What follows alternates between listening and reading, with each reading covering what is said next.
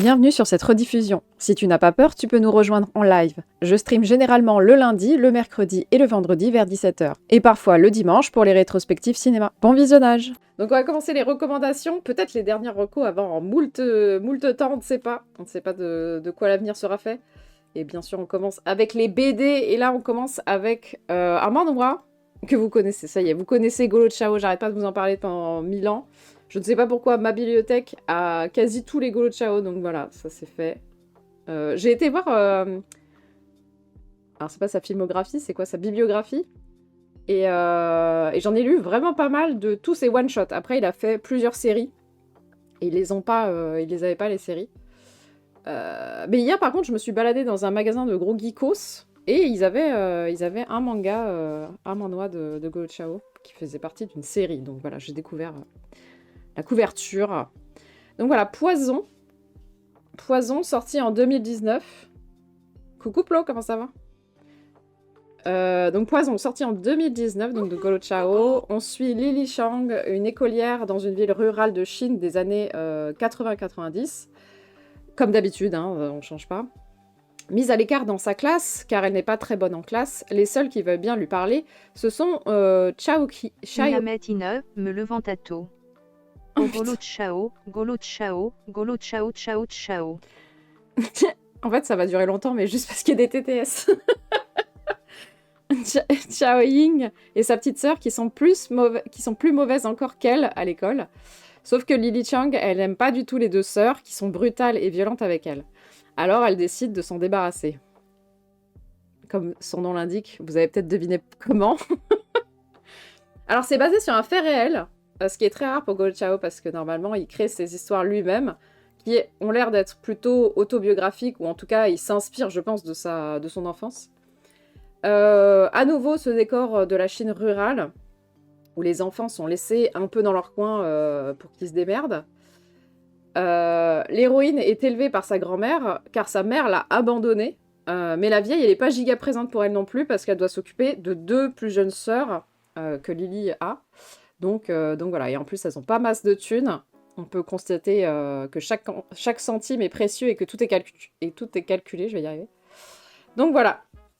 Donc la conclusion de cette affaire, étonnamment, c'est que pour Lily, finalement, ça sera peut-être la meilleure chose qui lui soit arrivée, d'avoir fait un crime, bizarrement, parce que sa condition devient moins pire que celle dans laquelle elle était avant, mais je peux pas en dire plus.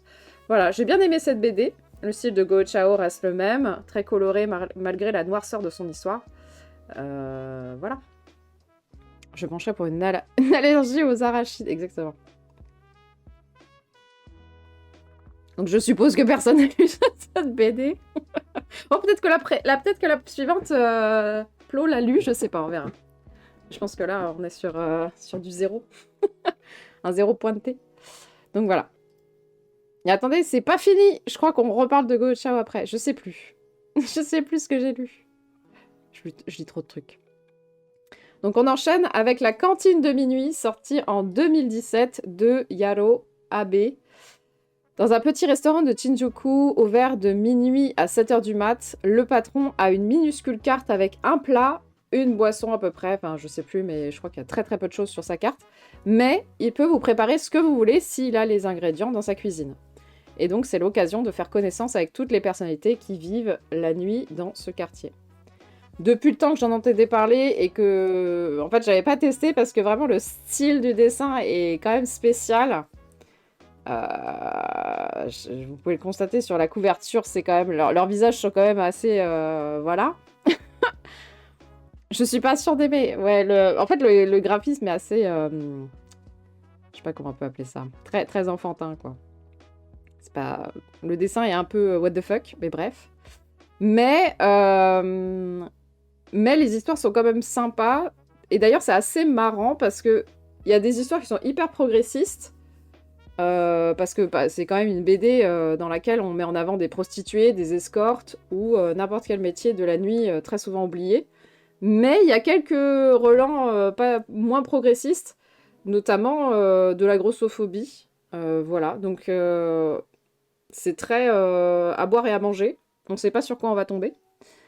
Donc il faut évidemment aimer les mangas slice of life, parce que c'est réellement juste des petites scénettes avec plein de personnages, des habitués mais aussi des gens qu'on ne verra qu'une seule fois. Chaque personnage permet de présenter un plat et d'y associer une histoire. Alors c'est un peu répétitif, notamment dans les détails, comme le fait qu'un nouveau perso veuille un nouveau plat et que d'un seul coup tout le monde veut manger ce nouveau plat. Voilà, c'est un détail, mais c'est vrai que c'est très récurrent. Mais sinon, c'est assez sympa à suivre. Certaines histoires sont assez drôles, d'autres touchantes. Et l'avantage, c'est qu'on ne sait jamais sur quoi on va tomber. Une BC avec un style pas ouf, mais une histoire poignante. Oui, oui, bah c'est ça. Ouais. Des fois, il faut aller au-delà de ses préjugés esthétiques. Mais ouais, c'est difficile des fois. Hein. Je compatis parce que j'ai du mal à me lancer dans des... comment on appelle ça? Dans des BD, ouais, au style qui est pas incroyable. C'est comme la boîte de chocolat, exactement. Coucou, Coco! Coucou. Comment ça va-t-il? Tu reviens de chez le médecin, c'est ce que j'ai compris. J'ai cru voir pour ton rein. Qu'est-ce qu'il a dit? Il te l'a arraché avec les dents. Putain. La gueule des chocolats est pas incre, mais au moins ils sont bons. Les chocolats qui ont fondu. Donc voilà, cantine de minuit, tout le monde m'en avait dit du bien, mais c'est le cas, hein, c'est assez plaisant à suivre. Mais j'avoue que peut-être pas lire les... En plus, il y a beaucoup de volumes, j'ai vu ça. Peut-être pas lire les 10 volumes d'affilée ou les 11 volumes d'affilée. Faites pas comme moi. Picorez. Sûrement un simple mal de dos, mais j'en ai profité de me rendre une ordonnance pour un bilan sanguin et un scanner de la tête. Un scanner de la tête? Bah ouais, c'est bien de faire un check-up. Un scanner de la tête, j'avoue que je... Tu veux juste voir ton crâne. Il est beau mon crâne, regardez, il est luisant. Il luit dans la nuit. Donc voilà. Et donc on passe à un style totalement différent. Loin, sorti en 2024 d'Alicia Jaraba Abellan. Ulysse et Aimé sont un couple qui décide de partir en van pour faire de la plongée, pour voir le poisson-lune. Et je ne vous parle pas du cul du mec, bien sûr. L'objectif de vie d'Ulysse. Ils ont vécu une année difficile et tentent de renouer pendant ce congé. Le problème est que leurs envies ne coïncident plus. Aimé veut aller étudier dans une université loin et Ulysse, qui n'a été pris nulle part, envisage sa vie différemment que dans un labo. Comment le couple va-t-il survivre à ce voyage et va-t-il survivre tout court? Ah d'accord, ok. Et c'est détectable... C'est détectable tôt comme ça? Bah oui, il vaut mieux faire des examens en vrai. Alors, c'est une BD, vous l'aurez compris, sur la relation de couple. Et pas sur les poissons clowns. Les poissons clowns, les poissons lunes. Donc sur la relation de couple et comment chacun évolue dans son sens et parfois le couple ne peut plus tenir malgré toutes les meilleures volontés du monde. C'était assez joli, assez tendre et plutôt réaliste. Aimé porte aussi les thèmes de la peur qui empêche de faire les choses et qui nous fiche sur place. Tout ça mis en parallèle avec la symbolique de la plongée. Voilà, c'est une BD très sympa. Je suppose que personne n'a lu Poisson. Un petit clown, comme ça. Un petit clown, comme ça. Je suppose que personne n'a lu ce livre. Ah bah si ça peut se repérer, trop bien en vrai. Bah vas-y, let's go le scanner. Et coucou Loïc. J'espère que tu auras un très beau crâne. sinon c'est absolument merveilleux à regarder son crâne, comment il est tout moche. Souvent les crânes sont giga moches et c'est absolument terrifiant à regarder. Allez, on enchaîne comme ça, à 18 h on a fini. À la rencontre de l'hiver, sur la pointe des pieds, tome 1, sorti en 2016 de Jidi et Ageng. Je sais vraiment pas comment on prononce. Lin Xiaolu est une enfant très imaginative. On va la suivre et la voir grandir au contact de son père divorcé au départ, puis de sa mère, mais aussi suivre son cursus scolaire dans une école d'art. Là, elle tombe amoureuse d'un jeune garçon qu'elle surnomme l'hiver à cause des kanji de son prénom. D'où la rencontre avec l'hiver, bien sûr. Trouvé par hasard dans un bac de BD, j'ai adoré le style. C'est un manhwa très moderne graphiquement. Alors là, on est à tout l'inverse de la cantine de minuit. Les poses, les angles sont souvent très peu classiques, mais ça reflète bien l'esprit bordélique de l'héroïne. Et l'histoire n'est pas en reste. C'est très différent des autres manhwas dont je vous ai parlé, dont je vous parle depuis quelques temps. Là, c'est bien plus aérien et drôle. Déjà, on se place pas du tout dans les années 80-90 où la Chine est vraiment full coco et full repliée sur elle-même. Là, je pense qu'on est plus dans les années 2000-2010, donc déjà, c'est plus capitaliste, plus ouvert sur le capitalisme en tout cas. Et pour une fois, on suit une meuf, et surtout, l'autrice et la dessinatrice sont féminines, donc je pense qu'on voit bien la différence entre Go Chao et plus tard l'autre auteur chinois dont je vais vous parler, qui s'appelle Chao Teng. Voilà, donc j'ai hâte de lire la suite si j'arrive à les trouver, parce que je pense que c'est pas giga trouvable facilement, parce que j'ai beaucoup aimé ce premier tome. Voilà. Sur le mur du pis séché, juste en dessous du pas gentil, ou juste au-dessus. Donc je suppose que personne n'a vu ce truc. Déjà, non mais vraiment l'esprit est bordélique, hein. Mais c'est très bien dessiné. C'est très bien dessiné, très, très spécial, très coloré aussi. Vraiment, elle fait des angles souvent par en dessous ou par au-dessus, où tout est déformé. Il y a une image où son père lui éclate la gueule, voilà, et en fait tout est déformé comme dans un comics en fait. Je pense que ça emprunte beaucoup aux comics. Donc voilà, très moderne. Allez, on enchaîne avec une de mes recommandations favorites de ce mois-ci, Le Jardin Paris, sorti en 2021, de Gaëlle Guénillet, encore elle. De 1920, Rose est le fils de la gérante d'un cabaret de Paris. C'est son premier jour en tant que danseur. Malgré son trac, il fait fureur et devient bientôt l'attraction principale, ce qui va pas forcément lui plaire. Donc c'est la deuxième BD de Gaëlle, et donc dernière BD sortie à ce jour de l'autrice que moi j'ai lue. Hein. La dernière BD, c'est Minuit passé, celle dont je vous avais parlé le mois dernier. Comme les deux autres, bah évidemment c'était super. C'est très très bien écrit, c'est tout doux, c'est mignon, les personnages sont adorables. À commencer par Rose, que j'ai donc connue en premier dans ses posts Insta, comme personnage, comme aussi, donc Original Characters. Et je savais pas du tout qu'elle avait fait des BD avec ces personnages-là. Donc voilà, j'ai découvert Rose dans sa BD. Et que j'appréciais déjà. Voilà. Rose donc est espiègle et plein de vie. Et il est courtisé par Aimé, un jeune homme timide et respectueux. Leur duo est tout mignon et adorable. Envie de les pat-pat. Voilà. Au passage, l'histoire nous donne quelques sous-intrigues avec les autres membres du cabaret. Chacune des danseuses, putain j'ai écrit n'importe quoi, chacune des danseuses porte un nom de fleur et chacune a sa personnalité, et certaines même vont avoir donc quelques sous-intrigues, plutôt mignonnes. Voilà, donc très très jolie BD, comme les deux autres que je vous recommande chaudement, ainsi que donc Minuit passé et tout le travail de Gaëlle Guénillet, si ça vous intéresse, et vous pouvez la trouver sur Insta, j'avais déjà balancé le lien la fois dernière, et c'est Avril, son blaze. Non. Tac. Avril Circus, voilà. Ouais, la cover est très jolie. Mais tout à l'intérieur est très très beau. J'aime beaucoup comment elle dessine. C'est très très beau. Voilà. Donc si un jour je me les trouve en occasion, ça sera l'occasion de les acheter. Pour les mettre chez moi. Personne n'a lu ce livre, je suppose. On enchaîne.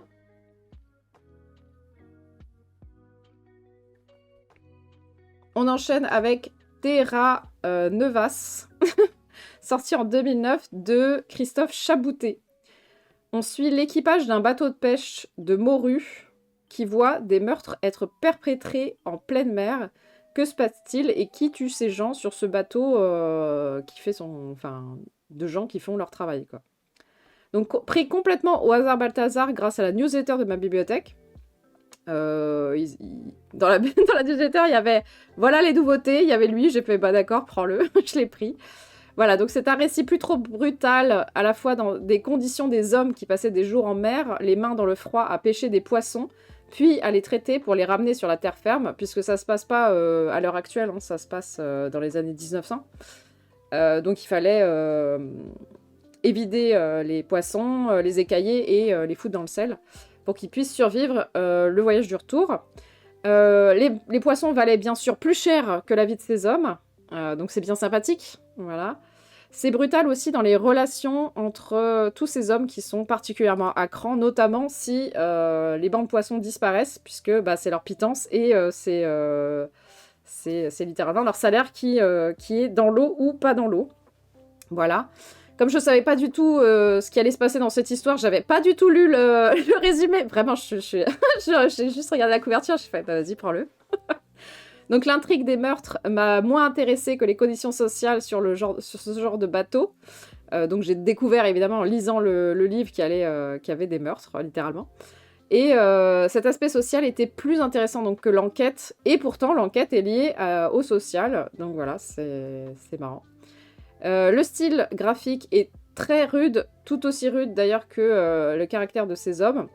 Voilà, j'ai rien de plus à dire sur cette BD. Et ce qui est marrant, c'est que donc, je connaissais pas du tout l'auteur, mais j'ai découvert juste après, en cherchant dans les bacs de ma bibliothèque, qu'il y a plein. Il a fait plein de BD chaboutés, donc voilà. J'aime bien les chaboutés. Ah bah voilà. Et coucou le corbeau bleu, comment ça va? Voilà, j'ai découvert ça, c'est trop marrant. Et hier au musée, il y avait littéralement un livre avec qui était dessiné par Chabouté aussi. Je sais plus de quoi ça parlait, mais voilà, ça m'a fait rire. C'est comme quand t'as une nouvelle bagnole, tu la vois partout dans les rues après. C'est très drôle. Plus loin qu'ailleurs est cool. Ok. Après, j'ai pas spécialement aimé son style. C'est pas. Je sais pas si j'en relirais. Voilà, c'est pas. C'est pas mon genre préféré, on va dire. Les chabotés. J'adorais son deuxième film. Oh putain Jolene, Coco. Félicitations. Bon bah voilà. Allez, on enchaîne. Vous voulez voir un chabouté? Non, elle a pas de bottes. Ah mais non, il y a pas de bébé sur cette cam, sur cette. Allez, ces petits pieds qui dépassent, voilà. Allez, on enchaîne pour 2 salles, 2 ambiances, comme d'habitude. On revient en Chine. On ne s'arrêtera jamais. L'enfant ébranlé. J'ai peur de tous vos jeux de mots maintenant. Sorti en 2020 de Chao Tang. Donc Yang Hao est un jeune garçon dans la Chine rurale des années 80-90. Oui, encore. On va suivre un petit bout de sa vie où son père rentre enfin pour quelque temps à la maison et où il ne fait que jouer au mahjong. Dans le même temps, il va faire la rencontre d'un ado qui va le prendre sous son aile, mais qui est jugé comme mauvaise fréquentation. Une sorte de petite frappe à la manque, là. Le jour où sa maîtresse lui donne comme thème de rédaction « Décrivez votre père », Yang Hao ne sait plus ce qu'il doit écrire, la réalité ou la fiction. Donc évidemment, c'est du slice... je serais sage. C'est du slice of life qui se terminera assez brutalement d'ailleurs, comme si on avait fait la lumière sur seulement quelques jours de la vie du garçon, et puis après, on repart. C'était assez intéressant car on peut voir comment les gens aux revenus très modestes font pour s'en sortir dans la Chine communiste des années 80-90. Certains se tournent vers le modèle de la pyramide de Ponzi. Alors celle-là, je ne l'avais pas vu venir, j'avoue. Et ils tentent de recruter leurs camarades. Voilà. Donc sachez qu'en Chine, la pyramide de Ponzi a existé. En tout cas, les mêmes méthodes que les méthodes dégueulasses du capitalisme ont réussi à traverser la frontière, voilà. Et puis, il y a tous les enfants laissés pour compte pour qui se débrouillent seuls, voilà, qui se démerdent, sans trop de surveillance et qui doivent se débrouiller. J'ai pas grand-chose à dire non plus sur cette BD parce que c'est compliqué d'en parler sans tout raconter, mais c'est un très bon manhwa social lui aussi. Voilà. Je suppose que personne n'a lu ce livre. Un jour, je lirai des trucs... Des trucs que les gens ont lus. Mais peut-être pas tout de suite. Et ben on enchaîne avec quelque chose de différent, mais pas très loin. Yon, sorti en 2025 de Camille Broutin. La question Ringag, oui, c'est un peu ça. Oui, et c'est ce que j'ai dit au tout début, Coco. J'ai dit, ça va aller vite parce que je pense que le début va foncer. 4 ? Comment ça, 4 ? Ah, Yon... Non, je sais pas d'où ça vient encore. J'ai pas d'explication sur le titre. Mais c'est vrai que je devrais mettre un petit fil, un petit truc. Je suis solo.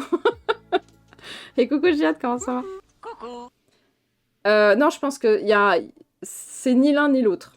Voilà. Le manga avec les mots. OMG, Coco connaît. Incroyable. Un dab. Donc, Margot vit dans un internat disciplinaire et sa vie est morne. Une vie peuplée de cailloux et du caillou du désert, je vais y arriver.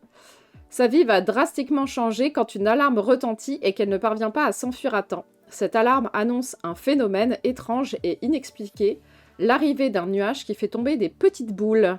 Voilà. Rien de bien méchant, me direz-vous, mais ces petites boules sont mortelles.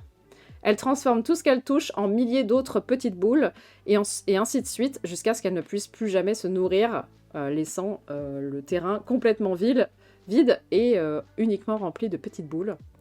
Enfermée pour 1 mois dans son école, elle va devoir survivre en compagnie d'autres filles qui, elles aussi, n'ont pas réussi à s'échapper à temps. Les petites boules sont mortelles. Les boules. Boule magique. Ah, c'est La boule magique, boule magique. Voilà, c'est vraiment le manga de la boule magique. Donc, un manga écrit par une Française cocorico, et c'est pas mal du tout, hein. C'est très très prenant. Le seul hic est qu'il y a beaucoup trop de personnages, donc j'ai parfois du mal à capter qui est qui, mais ça va globalement, hein. En fait, il y a des chefs de proue, et puis les autres, tu t'en fous de qui c'est. Il n'y a que 2 tomes à l'heure actuelle, si je ne m'abuse, car ça vient tout juste de commencer. Mais en tout cas, je suis très intriguée. Son héroïne ainsi que d'autres sont très débrouillardes. Et donc, ça fait plaisir de voir des meufs qui se sortent les doigts du cul, bien sûr. Et l'intrigue avance vite. On en apprend aussi plus sur les personnages et pourquoi chacune réagit différemment. Hâte de lire la suite pour essayer de comprendre effectivement le titre. Parce que là, je n'ai aucune idée de pourquoi le titre. Ça se trouve, c'est le nom des petites boules, hein. On ne sait pas. Voilà. Donc Plo connaissait, au moins, visiblement, on va dire. Mais personne n'a lu ce manga. Je devrais juste mettre ça en boucle, en fait. Attendez, je sais même plus où il est, mon truc. Voilà. Il y en a des boules. Voilà, juste comme ça. Ah bah oui, je suis pas là. Le retour de Golo Chao. Allez, on enchaîne. Un dernier soir à Pékin, sorti en 2022 de Golo Chao. Qui est étonné. Et Louis habite maintenant à Pékin. Il a retrouvé une amie d'enfance avec qui il va partager quelques plats qui vont lui rappeler des souvenirs de son enfance. Nouveau Golo Chao, on ne s'en lasse pas bien sûr. Toujours les mêmes thèmes, l'enfance dans une banlieue reculée et pas spécialement riche où l'on suit les aventures d'enfants. Ici, on retrace 3 moments de la vie de Louis grâce à des plats. On en apprend plus sur le régime communiste de l'époque, notamment que la viande n'était pas très présente dans leur vie et qu'elle était rationnée et donnée à certaines personnes très précises. Voilà, j'ai rien de plus à ajouter parce que, comme toutes les autres, c'est facile à suivre et très intéressant. Mais sinon, je vous raconte tout ce qui se passe dans le livre, quoi. Donc voilà, si ça vous intéresse, la Chine des années 80 et 90, tout Golo Chao vous plaira. Ainsi que donc Chao Tang. Voilà. Ne comporte pas de régime communiste. Des bords. Voilà. Question dans 3, 2, 1. Un petit clou, comme ça.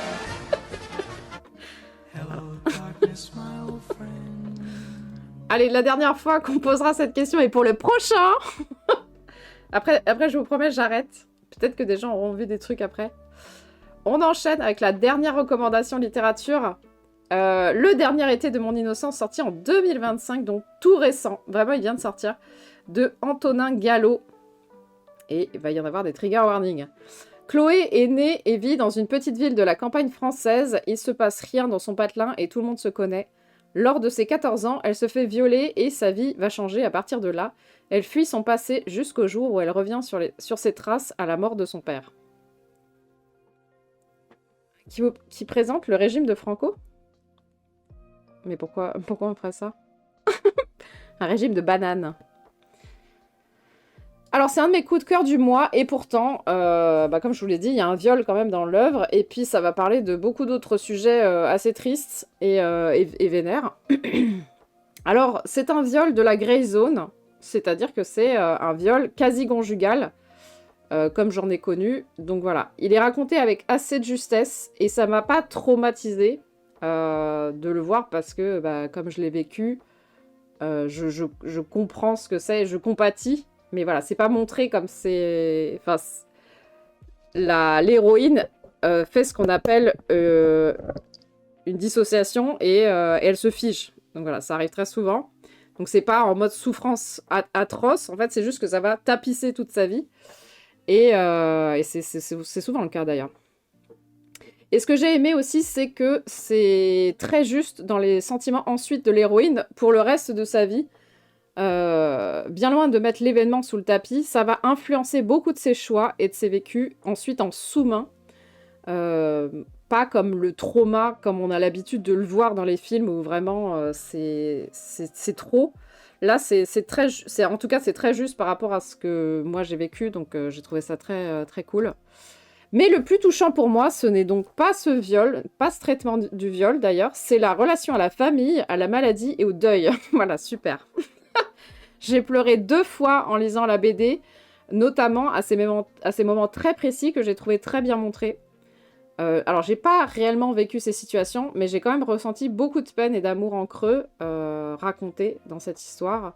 Le dessin est très très beau, l'histoire est passionnante, car la vie de l'héroïne prend des chemins et puis d'autres sans aucune logique, mais comme la vie nous apprend à le faire, on ne sait jamais où on s'en sera à la journée d'après. Donc voilà, j'ai vraiment adoré le lire. C'est un bon pavé en plus, il est vraiment très très gros. Donc voilà, deuxième reco que j'ai adoré ce mois-ci. Mais c'est une idée broche. Pour perdre du poids. Ah putain! The Chronology of Water, je connais pas du tout. C'est un film? Ça a l'air hyper good mood. Donc voilà, je suppose que personne n'a lu ce livre. Et personne ne le lira, vu comment en général je l'ai raconté. Non mais ce qui est bien, c'est que l'héroïne, elle est pas en mode... Enfin moi, c'est ce que j'aime. C'est qu'elle est pas en mode apitoiement non plus. Elle est vraiment très débrouillarde, très résiliente, et elle se sort les doigts du cul, quoi. Et elle avance, quoi. Elle avance. Voilà. C'était les recommandations littérature. On va pouvoir passer aux séries. Tac. Hop. Donc, première série. C'est une série américaine. Oh là là, tout le monde est choc-barre de Baysay.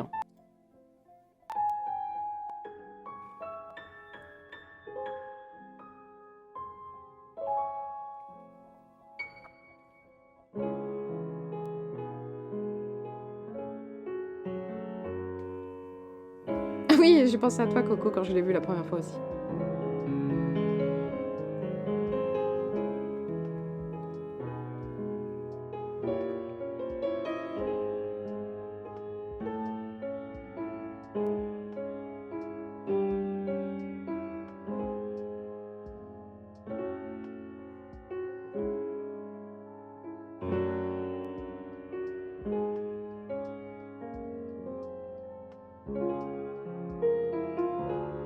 C'est quoi Astrid et Raphaël?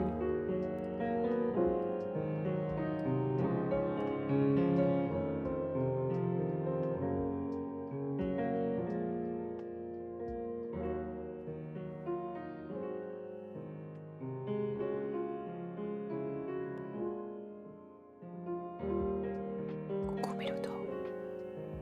Voilà, Over the Garden Wall.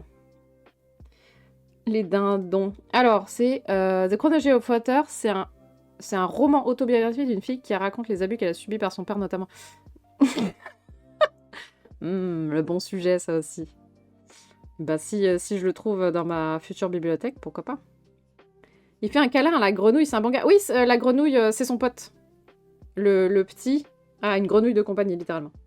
Série de merde avec le cliché de la personne autiste singe savant.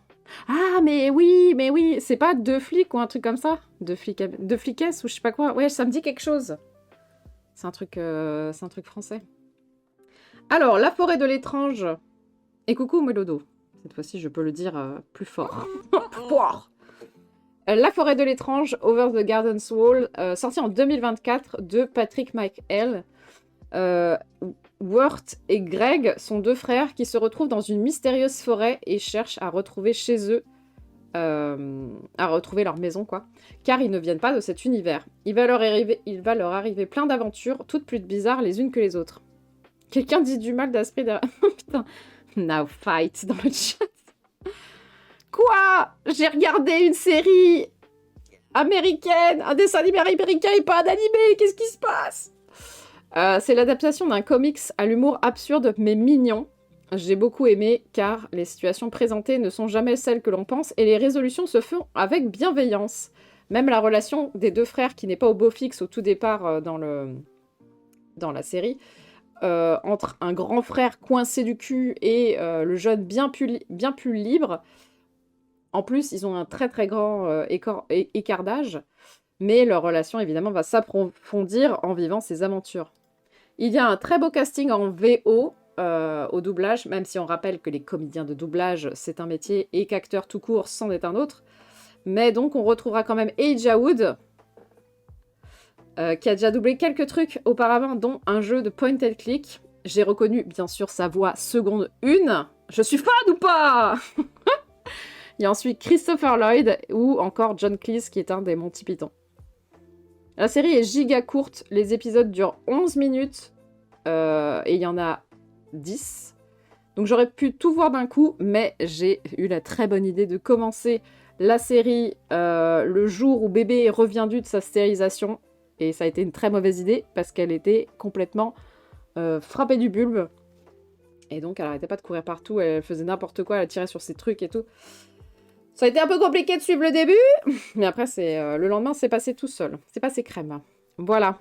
Est-ce que quelqu'un connaît cette série? Est-ce que quelqu'un l'a vue? Ou alors est-ce que je mets ma triple goguenardise? Ah puis le suivant, personne l'a vu évidemment. Non. Eh bien, je vais pouvoir mettre ma goguenardise. Fais poupou sur le bouton. Poupou? Ah oui, d'accord. Comme ça. Voilà, hop là. Voilà. Et puis le suivant, alors là, personne ne l'a vu puisque je l'ai vu en avant-première. Allez hop. Oh, putain. Aïe, aïe, aïe. Je suis terrifiée par cette émote. Attention, c'est beau. Je suis la lumière. Je suis à l'origine de toutes les formes du cosmos. Sans moi, il n'y aurait rien.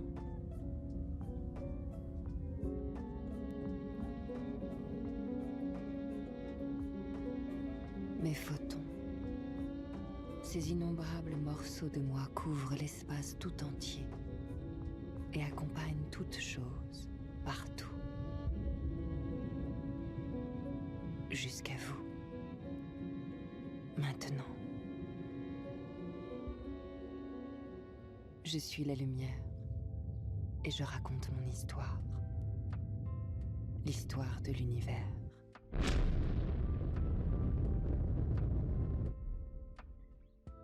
Voilà. Origine. Un conte de la lumière. L'outrade avec 4 millions de personnes. Qui va sortir Waouh. le 15. Et reloud. J'espère qu'il m'a trouvé. Alors, Origine, un conte de la lumière sorti en 2025, donc précisément le 15 décembre 2025, de Roman Hill, et Recarol. Une série de 8 épisodes de 8 minutes sur l'histoire de la lumière du Big Bang au futur. J'ai pas... Pourquoi il n'y a pas... Ah oui, attendez, je me suis pas remis en petit. Voilà. Et comme vous pouvez le remarquer, regardez qui c'est! C'est Arte! Et qui c'est? C'est la production de Jour de Play! C'est pour ça que je l'ai vu en avant-première. C'était la famille. Ah ça! Aïe, aïe, aïe. Bravo. Vous avez loupé toute la section littéraire où, bien sûr, tout le monde a vu ce que j'ai lu. Des trucs trop intelligents pour moi. C'est pas... c'est justement... C'est fait pour être vulgarisé. Et puis c'est surtout... Même si vous comprenez pas... J'ai pas tout compris. Hein, y a des trucs vraiment trop difficiles comme concept. Mais c'est pas grave. C'est tellement beau. Et d'ailleurs, c'est marrant. C'est tellement beau qu'à un moment donné, on est tous sortis en mode... Il y a un moment où j'ai juste phasé et j'écoutais plus rien de ce qui se disait. En fait, j'étais juste en train de regarder la beauté des images, quoi. Même vulgarisé, bah, il suffit juste de regarder, en vrai. Bon, après, si ça t'intéresse pas... Enfin, après, il faut aimer... c'est sûr qu'il faut aimer l'espace. C'est sûr. Évidemment, je vous informerai de mes trigger warnings personnels. Hein. Et Regozik, comment ça va? Alors, j'ai été invitée pour l'avant-première de tous les épisodes. Donc, comme je vous ai dit, c'est la boîte de prod qui fait ce jour de play. Et ça sera donc disponible sur Arte. Voilà.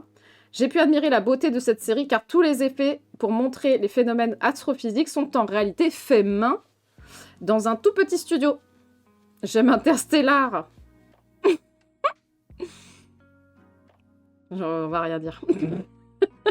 VIP, exactement. Tout est fait à base de phénomènes beaucoup plus petits et filmés avec des caméras macro, vénères, puis colorisées. C'était sublime à voir. La musique sublime le tout, ainsi que le texte très poétique et la voix off que vous avez pu entendre. C'était vraiment une très très belle série, donc je vous encourage vraiment à aller la voir gratuitement dans quelques jours. Ça sort le 15 décembre, mais bien sûr, je vous redirai sur les réseaux sociaux, je vous casserai les couilles avec. Et même si ça vous intéresse pas, n'hésitez pas... comment on dit, à partager, bien sûr, parce que ça donne de la force à des projets vraiment très spéciaux, parce que vraiment, j'insiste sur le fait que tout est fait main. Alors, je vous encourage à ne pas voir le making-of avant, mais je vous le donne quand même. Voilà, mais je vous conseille quand même de regarder la série et ensuite de regarder le making-of pour découvrir comment c'est fait. C'est vrai que il m'a mis la puce à l'oreille à un moment donné, il a dit, l'auteur, le réalisateur, donc, a utilisé une formule qui était... que certains ont trouvé dévalorisante pour son travail, mais moi je trouve pas, parce que c'est littéralement ce qu'il a fait, et je trouve que c'est totalement logique d'avoir dit ça. Et d'ailleurs, dans la bande-annonce, on peut voir certains effets, si vous êtes attentifs. Voilà. Et donc, oui, donc il faut encourager des projets comme ça, parce que c'est fait main, il n'y a pas d'IA, il n'y a pas de CGI, c'est très bien la CGI, hein, mais là, c'est vraiment fait main, c'est presque de l'art, hein, littéralement, c'est de l'art et de la poésie. Voilà, c'est de l'art visuel, de la poésie, donc vraiment, voilà. Chacun sa croix. Je ne vois pas quel film le représente le mieux qu'Interstellar. Sûrement, mais bon. Malheureusement. L'histoire. Voilà, voilà. Mais non, pas revenir sur ce débat. Wall-E. Et bien sûr, trigger warning, 2 épisodes sur les trous noirs. Voilà, j'étais contente. On va pouvoir voir un film que d'autres gens ont vu. Oh là là, c'est beau! C'est beau! Bravo!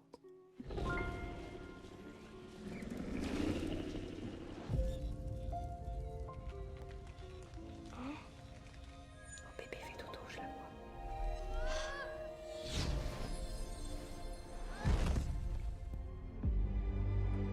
Je vais me cacher. Oui, jeter des cailloux sur Loud, c'est de sa faute. Il est responsable de tout.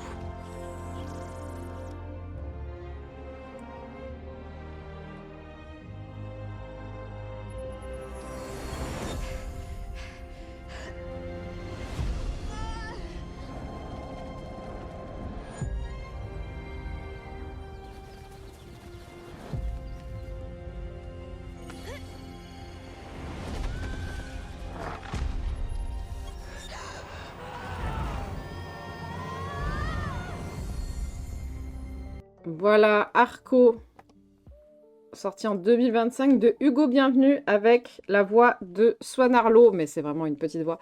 Alma Jodorowsky, Margot Ringard-Oldra. Voilà, il n'y a pas de parole. Non, c'est un film muet et on doit lire sur les lèvres. En 2075, Iris vit avec son petit frère, un bébé et un robot d'entretien, car ses parents ne sont jamais là. Et elle voit un étrange arc-en-ciel dans le ciel. Elle suit la traînée de couleurs pour trouver, évanoui dans les bois, un jeune garçon. Elle va le recueillir et elle va l'aider pour qu'il retourne chez lui. Allez, casse-toi, là. Attendez, excusez-moi, mais je dois mettre... Recommandé par Loud. Et visiblement bien apprécié par 2 de mes connaissances, et ça a l'air d'être un film apprécié par la critique. Eh bien, j'y suis allée parce que je suis curieuse. Eh bien, pour moi, ça ne passe pas du tout, voilà, parce que je suis relou. Donc, on sent rapidement l'influence du style graphique de Ghibli Et à l'oreille aussi, j'avais oublié la musique, mais la musique a fait très... comment il s'appelle? Joe Hisaishi, bien sûr. Voilà. Et quelqu'un a dit que l'histoire lui avait fait penser à Makoto Shinkai, donc Your Name dans l'écriture. C'est vrai, maintenant que j'y pense, c'est peut-être pour ça que je n'ai rien ressenti, bien sûr, comme devant Makoto. Hugo, bienvenue, qui peut repartir. Hugo, pas bienvenue. Alors, le film tente de donner une teinte écologique à son propos, mais pour moi, ça se vautre assez fortement, car c'est un modèle écologique réservé aux riches et qui met de côté tous les autres. C'est une écologie des élus, que seulement certains survivront, que ce soit à l'époque d'Iris, mais aussi à celle d'Arco. Et donc, pour moi, c'est un très très mauvais modèle à donner aux gens, et encore plus aux enfants. On peut tous survivre si on fait un effort, enfin, si les 1% les plus riches font un effort. Et pas juste certains, bien sûr. Mais ça, et ça, c'est vraiment la critique de fond, on va dire. Mais la critique la plus globale pour moi que je ferais au film, c'est que ça manque de finition. Il y a beaucoup trop de détails dans l'univers et le monde créé qui n'ont pas été, pour moi, réfléchis, ou alors qui me semblent totalement aléatoires et qui sont chelous. Donc ça m'a sorti beaucoup trop de fois du film en me disant mais pourquoi ils ont fait ça? Pourquoi il y a ça? Quel est le rapport avec la choucroute? Et c'est des trucs trop cons en plus. Il y a... eux, ils ont un système pour dormir en lévitation. Personne n'a envie de ça. Voilà, je vous le dis, hein, personne n'a envie de dormir en lévitation sans y être obligé. C'est pas agréable, c'est pas pratique. Et en plus, à quoi ça sert au final? Ils ont plein de places, mais non, il faut qu'ils dorment en lévitation. Voilà, et je trouve ça assez relou quand il y a des trucs comme ça qui te font sortir en mode mais qu'est-ce qu'ils font? Pourquoi ils font ça? Ça n'a aucun sens. Et je pense que c'est la vraie différence avec un Ghibli, parce que je trouve que les Ghibli sont assez logiques dans la façon de penser le monde et qu'ils font pas des trucs pour faire des trucs, quoi. Ça se voit que c'est vraiment des choses pour faire stylé et futuriste et pas du tout réfléchi, et j'avoue que moi ça me sort très très vite des films, mais je vous l'ai dit, je suis relou. Et voilà, donc pour moi, c'est vraiment ma critique du film, en fait, c'est que c'est pas assez poussé dans ses réflexions, parce que ça aurait été bien, un film pour enfants avec une teinte écologique, comme ça c'est tenté de faire, parce que c'est vrai qu'il y a dans l'histoire, le monde d'Iris, il va pas très bien, et c'est intéressant, mais ça va pas très loin, ça pousse pas plus loin que ça, et en plus, la solution choisie, c'est vraiment une solution de connard, hein. Je suis désolée de vous le dire, mais c'est vraiment laisser sur le bord de la route un tas de gens, et vraiment, c'est... Pour moi, c'est pas ok, en fait. C'est vraiment pas ok. Et sinon, pour l'histoire principale, parce que ça, c'était vraiment que le fond, bah, j'ai pas grand-chose à dire. J'ai assez peu ressenti de choses, comme devant un Makoto Shinkai. Coïncidence, je ne crois pas. La jeune fille, Iris, est sympa et bien écrite. Arco aussi. Même si, en réalité, la morale de l'histoire pour Arco, je suis un peu en mode... la morale, littéralement, ce qu'on peut comprendre, c'est ne faites rien, ne soyez pas vous-même, et n'essayez pas de sortir de votre condition, sinon vous allez en payer le prix fort. Voilà. Tiens, prends ça, Arco, dans tes dents. Bon, peut-être que j'extrapole. En vrai, grâce à lui, il va y avoir des trucs qui vont évoluer, mais ça ne profitera qu'aux riches. Donc voilà. Est-ce que c'est vraiment très utile? Bref, ce film n'a pas du tout fonctionné sur moi. Peut-être parce que l'écologie est un thème vraiment qui me parle. Donc pour moi, on peut pas en faire n'importe quoi et on peut pas donner une vision assez négative ou alors tronquée de ce qui pourrait arriver au monde. Enfin, c'est censé être un film utopiste, hein. Moi, quand je vois ça, l'utopie, elle est pas là, en fait. Enfin, ou en tout cas, c'est l'utopie pour 3 personnes. Et ça va pas être possible, quoi. Mais voilà. Mais c'est sûrement bien, allez-y, parce que plein de gens l'ont apprécié. Et bon, c'est français, donc il faut donner de la force au projet français. Mais voilà. Ah, tu l'as vu aussi, Jolene? Le tombeau des Lucioles, pas ouf. J'ai un truc avec le tombeau des Lucioles, c'est que la première fois que je l'ai vu, j'ai chialé. La deuxième fois, j'ai rien ressenti. Donc voilà, j'attends la 3e fois où je le verrai et pour valider l'une ou l'autre. Parce qu'il y a des jours où vraiment je ressens rien. Donc peut-être que c'était ce jour-là. Mais voilà, donc oui, il y a une fois où j'ai vu le tombeau des Lucioles et je n'ai pas pleuré. J'étais là, ouais, c'est triste. Triste. Arconard n'était pas connu, n'était pas convaincu. Grâce à sa désobéissance, les riches vont survivre. Bah, ils avaient déjà survécu à l'époque d'Iris, en vrai. On est deux sur les couches. Ah oui, d'accord. Ça s'appelle la dépression. Bah, pas pour moi, en réalité, parce que c'est fluctuel. Ou alors, c'est fluctuel. La dépression, je ne sais pas. C'est peut-être juste... Non, mais il y a des périodes où, oui, Mais c'est comme tout le monde, hein. Je pense qu'on a des périodes à l'eau de rose et des périodes... Par exemple, moi, j'ai des périodes à l'eau de rose où j'ai envie de regarder des romances. Et le reste du temps, pas du tout, en fait. Même ça me répugne. Ça me répugne.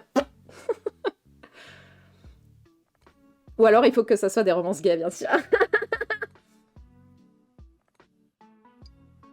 Bien. Donc Loud a vu ce film. Non, c'est bon. Loud aussi, il a trouvé... il était d'accord avec ce que j'ai dit. Non, mais c'est bon, on est tombé d'accord. Il n'arrivait pas à exprimer ce qu'il voulait exprimer. J'ai besoin de tes lumières pour des recos de livres de romance pour... Livres de romance. Ah ouais, c'est trop dur pour moi. Je déteste ça. Du young adulte, c'est ça?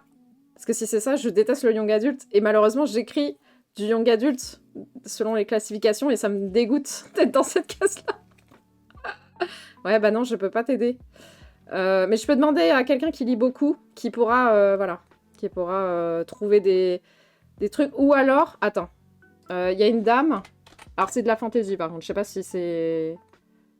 Mais on m'a filé une reco de chaîne YouTube qui lit 1 milliard de trucs, mais que de la fantasy. Et évidemment, dans la fantasy, il y a du young adult. Voilà, c'est elle. Les mots de l'imaginaire. Et elle est assez critique, en vrai, du young adult. Donc, si elle te dit qu'un truc est pas mal, c'est que ça doit être OK. Je suis trop deg. Mais vraiment, le young adult, ça me rend triste, en vrai. Parce que c'est souvent des relations toxiques de merde. En BD, il y aura moins, je pense. Après, si c'est BD, il y en a des cools. Hein. Bon, après, c'est souvent LGBT, moi, ce que je lis bizarrement. Je le fais pas exprès, en plus. Hein, c'est terrible. À chaque fois, je suis choc-barre que je trouve des persos LGBT. Non, BD, c'est pas possible, ok. Bon, bah, j'ai rien en livre. Je lis très, très peu de romances, dark fantasy, young adult. Une jeune DV? Qu'est-ce que... Twilight, c'est young adult? Je pense que c'est du young adult, Twilight, ouais. Pour moi, c'est du young adult. Ça peut même être du... Ah, d'accord, ok.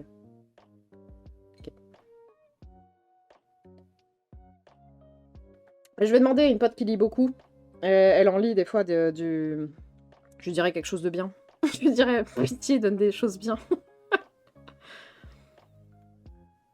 Mais ouais, je pense que Twilight, c'est clairement... C'est même le début du young adult. Voilà.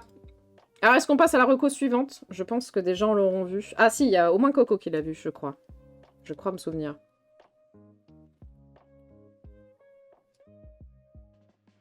Il faut que je fasse ça. Tac, tac. Twilight, c'est young adult, ouais. Je dois vous confesser quelque chose. Merde, qu'est-ce que j'ai fait? Je n'avais jamais songé à la précréation. Ah ouais, je suis désolée, c'est en français. Hein. J'ai pas trouvé en VO.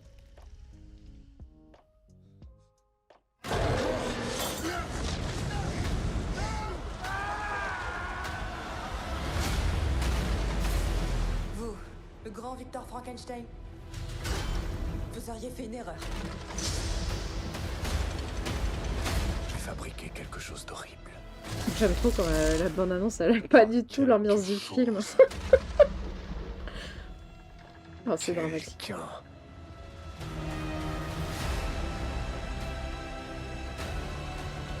La bande-annonce en fait des caisses. Hein. Le monde était ainsi fait. Du bien comme de l'horrible. Ah ouais, carrément. J'ai entendu rien du tout. On nous chasse, on nous tue. Simplement pour ce qu'on est.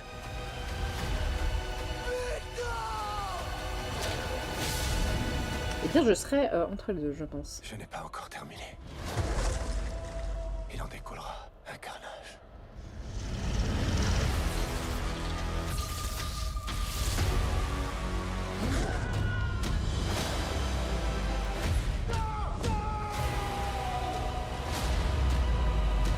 Mais tiens, toujours plus. Et voilà, le Frankenstein qu'on attendait. Frankenstein, donc, sorti en 2025, de Guillermo del Toro, avec Oscar Isaac, Jacob Elordi et Mia Goth. Donc ouais, je serais au milieu du bien et de l'horrible. Je serais dans la nuance. Waouh. Adaptation donc du roman de Mary Shelley, l'histoire de Victor, pas le clodomaturge. Non, non, ça c'est pour Gessiel. Si tu nous regardes, Gessiel, big up. Victor, donc Frankenstein, médecin et chirurgien de génie, qui se dit que ça serait pas mal de faire un patchwork d'humains et de lui donner vie. Mais aussi l'histoire de sa créature qui n'avait rien demandé. Mais qui écrit ces conneries, on est d'accord? C'est n'importe quoi. Alors, très attendu, ce remake est fort sympathique, très beau et intéressant par quelques aspects, mais pas révolutionnaire. Voilà. J'ai eu l'impression qu'on avait un peu bridé Guillermo, ou alors c'est lui qui s'est auto-bridé, je ne sais pas. Il n'y a qu'une seule créature vraiment tirée de l'esthétique Guillermo del Toro, mais très jolie au demeurant. Voilà, donc voilà, pas le chef-d'œuvre qu'on nous vend, mais honorable. N'ayant pas lu le livre, je ne sais pas si ce Victor-là est fidèle ou non, mais j'ai trouvé intéressant qu'il soit très imbu de lui-même et à la quasi-frange de la méchanceté. Il n'est pas le bon samaritain qui veut créer la ville éternelle. Il est juste en plein ego trip et ne fait pas du tout face aux conséquences. D'ailleurs, n'étant pas sous le charme d'Oscar Isaac, bien je trouve juste qu'il fait le taf, mais sans plus. Il est convaincant, voilà. On a donc évidemment plus d'empathie pour la créature, mais avec Guillermo del Toro, c'était attendu, hein. Mais même là, la créature ne m'a pas plus touchée que ça. Il n'y a que la séquence dans la cabane du vieux qui m'a touchée, mais ça m'a rappelé le jeu vidéo The Wanderer Frankenstein Creature de la Belle Game et d'Arte, où là aussi on joue cette scène. Le jeu d'ailleurs est très cool et très beau, donc si vous voulez découvrir cette version-là de Frankenstein, pourquoi pas, c'est une autre façon de voir. Voilà, je vous mets le titre ici. Au final, j'ai eu plus d'empathie pour des personnages secondaires, comme le frère de Victor ou sa future gonze, sa gonze, quoi. J'ai bien aimé, donc, Elisabeth, joli personnage féminin, le seul, donc profitez-en, hein, littéralement une meuf. Voilà, pas grand-chose à dire, à part que, comme d'hab, avec Guillermo, c'est beau, c'est léché, et on sent son amour pour les choses bien faites et faites main, comme Origine dont je vous ai parlé avec Arte. Merci à lui pour ça et j'espère qu'on continuera à lui filer de l'argent pour qu'il puisse continuer ses œuvres et surtout à embaucher des gens talentueux pour faire les décors, les costumes, etc. Si vous voulez, il y a aussi les making-of de son film qui vous montreront tout ce qu'il est capable de faire. Et bien sûr, de contrecarrer l'IA de ses morts qui va prendre de plus en plus de place.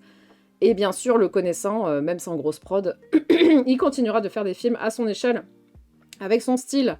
Voilà, donc en vrai, c'est un bon divertissement, mais pas le chef-d'œuvre. Mais vous pouvez lui donner une chance, en vrai. Exceptionnel en créature. Ah ouais, moi, j'ai pas trouvé ça... Voilà. Mia Goth, qui joue la comtesse, me rappelle plus de son triste, mais aussi la daronne de Victor. Ah, j'ai cru que c'était la gamine. Enfin, Elisabeth, quoi. Ah, mais elle joue les deux? Ah ouais, d'accord. Ah oui, d'accord, je viens de capter. Ok, bah j'ai pas problème de visage. Ah non, attends, elle joue que Elisabeth, on est d'accord. Elle joue pas sa mère. Ou alors elle joue les deux. Parce que si elle joue les deux, j'ai absolument rien vu. Hein. Ah, c'était dans une des BD que je vous ai présentée, là. Il y a un moment donné, il y a littéralement une case où... il y a un personnage masculin qui est dessiné et vraiment j'étais en mode mais c'est qui? Et j'ai passé 20 minutes à me demander qui c'était et en fait je ne sais toujours pas qui c'est. Mia Goth joue de la mère et Elisabeth. Ah ouais d'accord, c'est fou. Hein. Et ben je n'ai rien vu. Fou pour la daronne. Et ben j'ai rien vu du tout. Mais ouais d'accord, cool. Il a fait une économie sur un salaire. C'est bizarre en vrai. Ah mais si, c'est symbolique, parce qu'il retombe amoureux de sa mère. En fait, il a toujours été amoureux de sa mère. Oh aïe, aïe, aïe. Oui, voilà, on est d'accord. Ah, waouh. Ah, c'est encore plus glauque. Intéressant, intéressant. Ok. En plus, elle fait exprès de grimer son accent. Elle est censée être française ou espagnole, je sais plus, il y a un accent. Il y a un accent très prononcé chez la mère. Voilà. Voilà pour le Frankenstein. Et d'ailleurs, ça m'a fait trop rire. Parce qu'évidemment, chez Guillermo, il y a toujours des symboliques, et notamment la symbolique des couleurs qui est hyper présente. Il y a le vert, le rouge, il y a le blanc, et il y a une autre couleur. Enfin, voilà, déjà ces trois-là sont hyper présentes, notamment le rouge et le vert. Ces deux couleurs qui sont très précisément mises à certains endroits. Et donc je commençais à chercher, à dig un peu ça pour comprendre. Et évidemment, je suis tombée sur que des miniatures de gens qui critiquent des films avec écrit chef-d'œuvre. Et j'étais en mode waouh, dosé. Donc vraiment, il n'y a pas que le trailer qui dose pas du tout sur ce film, ça me fait trop rire. Ils sont vraiment en mode mais calmez-vous en fait, c'est terrible. Ah là là là là. Oh là là, il n'y a plus que 2 recos. J'avais dit 18h, ça sera 18h15 la fin des recos. C'est terrible, c'est de plus en plus court. Aïe aïe aïe, il faudrait que j'arrête de lire des livres aussi. Allez, on enchaîne avec un style totalement différent et une autre époque. Rappelle-moi pourquoi je suis sur toi cette voiture. Je dirais que c'est l'accumulation de mauvais choix personnels. Ouais, c'est encore du français, ouais, désolé. Dans la ville la plus coriace du monde, personne ne combat le crime comme ces flics. Vous avez appelé le 17 au secours, on est dans la merde. Et il y a les autres flics. T'arrêtes avec cette putain de chanson. Rendez-vous. On sait. Toutes ces courses-poursuites, toutes ces coucheries avec toutes les filles les plus sexy que compte cette ville. Si on y a eu droit, c'est grâce à votre travail avant tout. Ouais. Sacré personnel. Arrête un peu. Quoi? Appel général, tentative de suicide en cours. Y'a aucune chance que tu veuilles répondre à cet appel? Aucune chance. Qu'est-ce que tu fabriques? En route. On part en mission.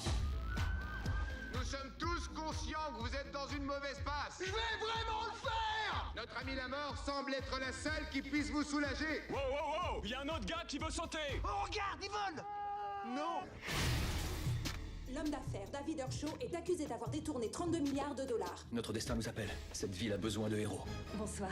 Vous êtes qui? Sa femme. Mon boulet, si tu veux. Ouf. Non, mais sans déconner, qui c'est? C'est ma femme. Et maintenant au boulot. Il est en bois. Dunder Mifflin. Oh, les tardous, tenez-vous à carreau. On verra qui arrivera le premier. Où t'as appris à conduire comme ça? GTA, ça te dit quelque chose? Trop cool, un hélicoptère.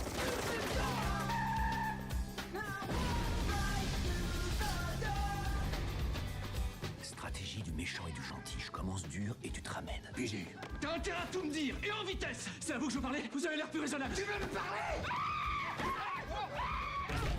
J'ai cru que tu avais dit méchant et très méchant. Very bad cops. Et celui qui Écoute, saute, mes c'est testicules miel. Sois très prudent. Ces deux-là sont pressés que tu Samuel reviennes L. à la Jackson maison. ou Ils The sont Rock. juteux, ils sont fermes, ils sont à toi. Vous êtes si gentil. Ah merde, j'ai loupé le titre. J'ai loupé, je sais pas où il est. Oh, il y a bébé qui s'est ramené là, ça va être terrible. Je sais pas où il est le titre. Je me suis endormie. Ah, je l'ai vu passer. Ah Désolée, je J'ai regarde. cru que tu avais dit méchant et très méchant. Ah oui, d'accord, oui, je vois. Hop. Et le petit bébé. Voilà, c'est le petit bébé. Elle est en full redronnage en plus.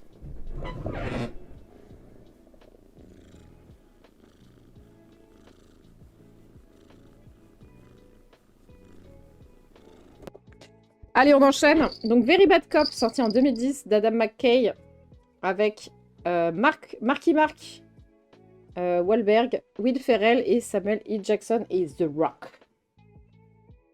Je t'enlève ça, ta croutasse dans l'œil, voilà. Allen Gamble et Terry Hoyt sont deux policiers un peu médiocres. L'un est une sorte de comptable bureaucrate et l'autre une petite teigne qui ne réussit pas grand-chose. Alors que les deux flics les plus connus qui foutent le zbeul juste pour attraper un petit dealer de drogue disparaissent de la circulation, Terry va forcer Allen à sortir de l'ombre pour résoudre une affaire mystérieuse. Vu le titre en français qui pue la merde, hein, en VO, le titre est parlant, c'est The Other Guys. Je déteste Malcolm. Mais j'avoue que moi non plus, je suis pas trop fan en vrai. Donc attends, il y a trop de trucs qui m'ont pas donné envie de voir ce film.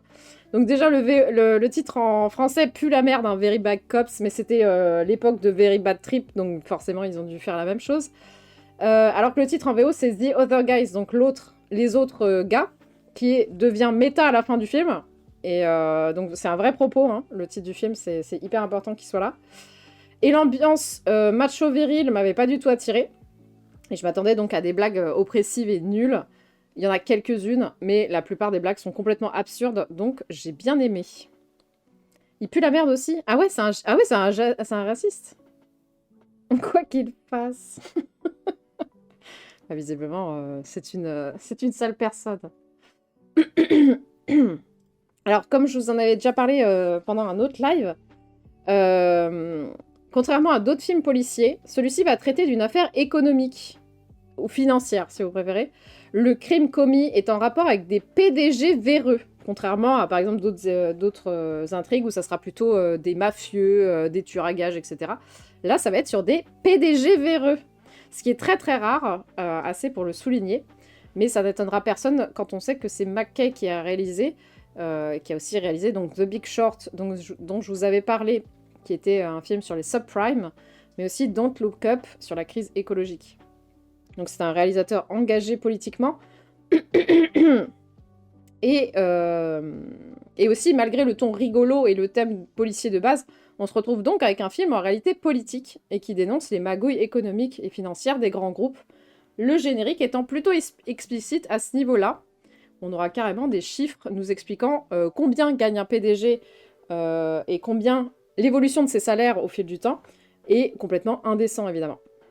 Donc vraiment très surprise de ce ton qui passe très bien sous le vernis... de ce ton sérieux qui passe très bien sous le vernis comique. Et puis un acteur de la série Rome, donc je suis ravie. Il est toujours aussi beau le petit monsieur. Un petit monsieur, le mec il fait 1m80 je pense. Il était condamné 2 fois pour agression et injure raciale. Est-ce qu'il aurait pas changé aussi? Parce que dans les années 80, c'est loin quoi. Peut-être qu'il a changé depuis. On va espérer. Oh, le petit bébé. Oh, JPP, c'est terrible. Ouais, je peux même pas vous la montrer à part comme ça. Tiens la caméra, je t'en supplie. Regardez le petit bébé. Vous voyez rien, c'est génial. Ah, si, voilà. Oh, le petit bébé. Bon, vous voyez rien. Gros doute. Ok.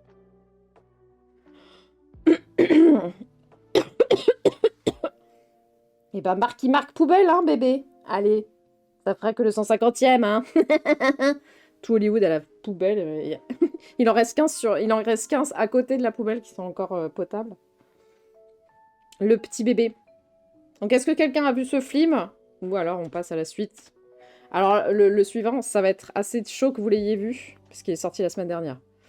Il se voit dans des films avec des personnes non blanches. Je sais pas à quel point ça change la donne. Ah oui, c'est bizarre. Hein. Pas vu, mais je voulais le voir. Petit ventre de bébé. J'arrête. Désolé YouTube. Allez, on enchaîne pour le film suivant. Et ça sera le dernier. LOL. Tac, tac. Bienvenue aux équipiers en crise. Je suis votre animal de thérapie, Dr. Fuzzby. Greg, on a déjà parlé de ça. Qu'est-ce que ça fait à Marlon? Ça le met mal à l'aise. Oui. Et Francine, Clark est peut-être une souris, mais il est d'abord ton équipier. Et nous accueillons 2 nouveaux équipiers. Pouvez-vous nous parler de votre parcours jusqu'au dysfonctionnement de votre duo? Eh bien, nous sommes officiellement équipiers depuis une semaine, notre premier anniversaire. Et nous fonctionnons bien. Mais attendez. Ok, c'est carrément une scène du film. Donc je me suis... Ah, non, putain, c'était carrément... Attendez, je passe, parce que c'est vraiment une scène du film. On va peut-être mettre la bande-annonce, s'il vous plaît. Hop. On va passer ça. Ren a choisi de voir le sourire de Joël. Tac, on va passer. Wild et Ups, une équipe de je mets ça là. Oula. Désolé, Paul. 1, 2, 3,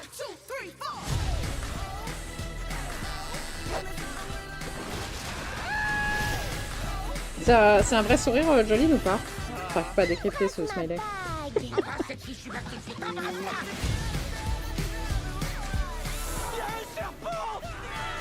Arrêtez-vous au nom de la loi! Je suis vraiment désolé. Ne tire pas l'oreille, tire jamais l'oreille dans la porte! Il faut que j'aide ma famille. Ah, m'assurer que je ne peux la rêve.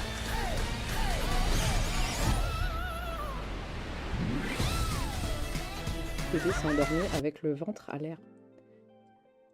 Remets-moi le titre par pitié.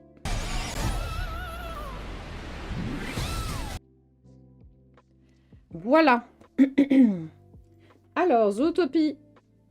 Zootopia 2, sorti en 2025 de Byron Howard et Jared Bush, avec Marie-Eugénie Maréchal, donc ça c'est pour la voix française, Jennifer Godwin, ça c'est pour la voix américaine, et Alexis Victor, ça doit être la voix française. Jodie Hope et Nick Wilde reprennent du service très vite après avoir réussi leur précédente mission, donc Zootopie 1. Sauf que ça tourne au vinaigre. Le duo est jugé trop chaotique pour la police et est envoyé en stage, les mettant donc sur la sellette, alors que Jodie a découvert une mystérieuse mue de serpent dans un camion. Bizarre, parce qu'il n'y a aucun serpent à Zootopia. Et du genre optimiste concernant Trump. Ah ouais, d'accord. Bon, bah vraiment poubelle alors, le mec. J'ai beaucoup plus aimé ce film que le premier. Parce que le principal problème la principale chose que je reproche au 1 n'est plus le sujet de ce film. Donc forcément, quand t'enlèves ma principale critique, bah ça aide. Et j'ai même pleuré à un moment, bravo!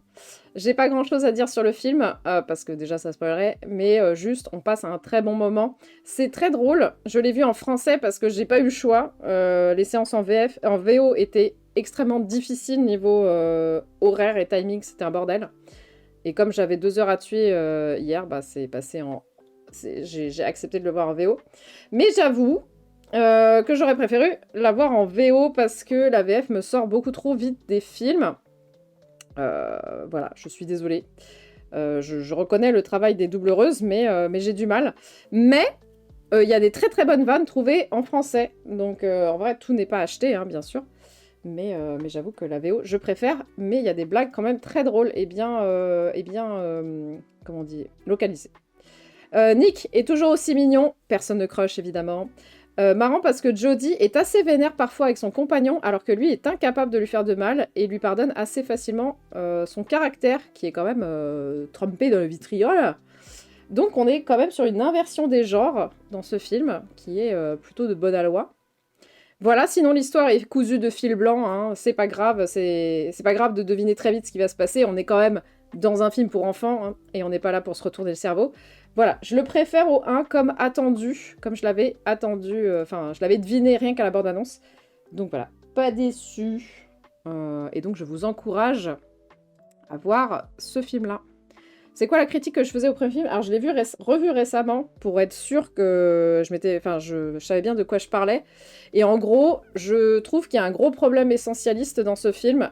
En fait, t'es obligé, quand t'es adulte, de voir une transposition des animaux et de ce qui leur arrive sur la réalité ici. Enfin, t'es obligé de voir une métaphore.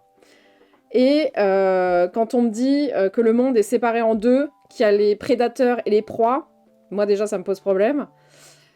Et en plus que on te dit dans le film que les prédateurs, ils ont réfréné leur intérieur, entre guillemets, pour ne plus être agressifs par rapport aux proies, c'est ok parce que c'est dans le sens où ils veulent vivre en société, mais le film te fait quand même comprendre que même s'ils font tout ça, au fond d'eux, ils resteront des personnes méchantes et violentes, et en plus, comme s'ils le faisaient exprès, tu vois. Et j'ai pas trop aimé cette façon de voir les choses, même si on essaie de te faire croire que c'est pas ça, etc., et que la différence prévaut, blablabla, enfin, tous les trucs d'inclusion et tout. Je trouve qu'il y a quand même un... Mais qu'est-ce qu'elle fait? Elle est dans mon creux d'aisselle. Je trouve qu'il y a quand même quelque chose... Voilà, c'est ça, exactement, le déterminisme. C'est pour ça, ça fait vraiment... Je sais pas, effectivement, je sais jamais si le terme essentialiste, c'est vraiment le bon terme, parce que je comprends pas ce terme. J'arrive pas à retenir si c'est vraiment ça. Mais voilà, c'est plutôt du déterminisme. Et j'ai pas trop aimé, ça me laissait toujours un goût amer dans la bouche. Je l'ai revu, c'était un peu moins pire. J'avoue que c'est mieux passé la deuxième fois. Mais il y a quand même ce petit truc latent qui me dérange, quoi. Voilà, et évidemment, dans le deuxième film, c'est plus le propos, donc... Et c'est bien plus inclusif, entre guillemets, dans le 2. Enfin, en tout cas, il y a moins ce côté essentialiste. Justement, ça va même casser la dynamique. Le truc que tu vois dans Ice Shield 21. C'est quoi Ice Shield 21? Bébé.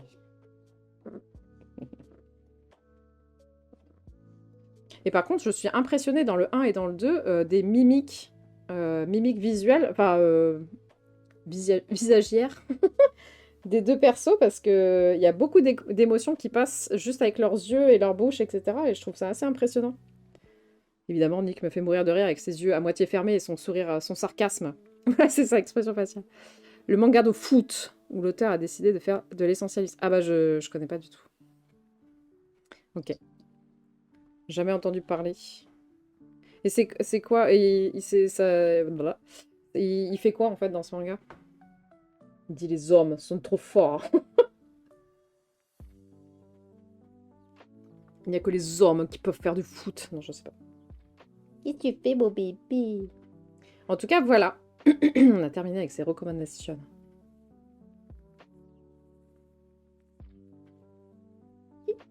Regardez le beau bébé. Elle est vraiment en mode bébé, là.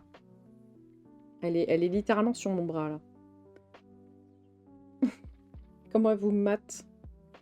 Hello, you.